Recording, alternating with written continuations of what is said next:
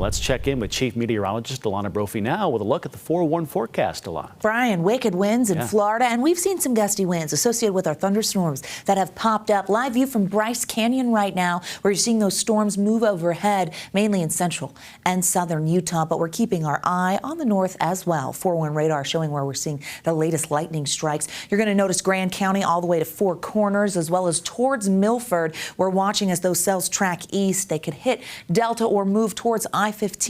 We'll see what happens here in the next hour or so as we get a little closer. That Milford area getting that brush with moisture. Bryce Canyon also seeing that antimony, Panguitch, Beaver. Up north, it was Brigham City, and that system has cleared, but that little cell is making its way towards southwestern Wyoming right now. Wasatch Front a little quieter than where we were yesterday. That front on the move, and that's where most of our storm development is focused. We knew we would be impacted by a series of fronts in northern Utah. We're watching as those storms kind of roll towards Rock Springs, staying out of the Beehive State, maybe just touching the Wasatch back, but quieter conditions up north and down south. Noticeable on the Utah State University Logan camera. That's a pretty shot. Construction underway, but you can see the clouds over the mountains. Very picturesque. 60s and 70s out there right now. 76 in Salt Lake. Even though we cooled down from yesterday's cold front, we're still above average. It's really nice. 70s on the eastern side of the state. Upper 60s in Blanding with storms overhead. A mix of 70s throughout central Utah and 90 degrees in St. George. Wasatch back, dropping into the upper 60s with storms overhead.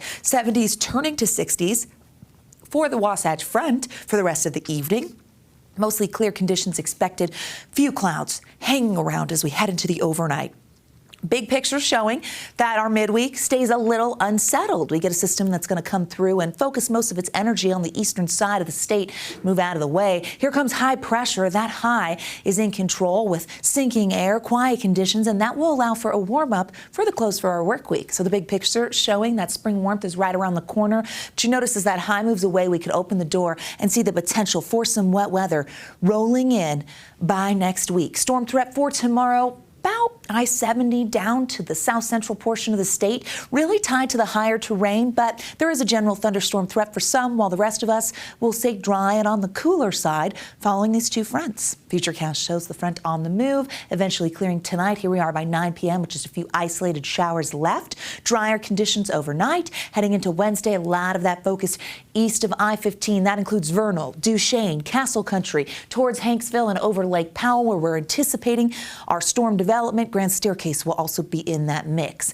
As we roll into Thursday, high pressure takes over and quieter conditions are there. Our high temperature trend shows that high pressure at work as our numbers climb and we go above average for the close of the work week and stay there heading through the weekend. As you look at the regional forecast for tomorrow, 74 in Salt Lake. That would be the coolest day of the week, but we'll meet it with the warmest by Friday. 70s for the Wasatch Front over towards the basin, 81 in Moab, 90 in St. George. Zooming in, we check our mountain valleys where you can see our 60s in places like Park City and Heber. We'll see upper 60s in Tooele, low 70s in Ogden. A mix of 60s and 70s in the central portion of the state and down south. 90 pops up yet again in Washington County. We'll get 80s towards Garfield and Kane County with Kanab and Lake Powell hitting those 80s. Here's a look at the next 7 days in St. George. 90s for the next several. Lots of sunshine, breezy conditions, and you're going to notice those 90s turning into 80s into next week, but overall staying dry in the south. As we check the Wasatch Front, we follow a similar temperature trend, but we do keep the slight chance of wet weather towards the latter half of the weekend and into next week. I put it in for tomorrow, but mainly east of I-15. Temperatures in the 70s, and there is that warmth on Friday. The high pressure comes in and says, hi. Hey. And we're like, hi, 80s, welcome back. Come on in. Yes. We're glad to have you. Very nice. Yes.